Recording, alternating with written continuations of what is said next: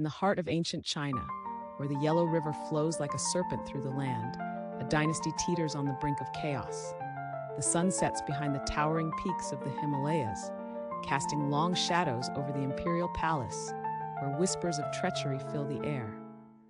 At the center of this turmoil stands Emperor Xuan, a ruler torn between loyalty and ambition. As rival warlords gather their armies, the fate of the empire hangs in the balance. Will he unite his people or succumb to the darkness of betrayal? As alliances shift like the winds of fortune, a shocking betrayal arises from within.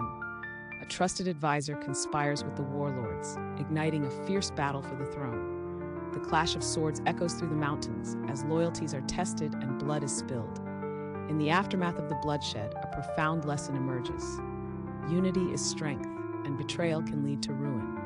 The emperor, having witnessed the true cost of ambition, vows to rebuild a fractured empire with wisdom and compassion. The empire, though scarred, begins to heal.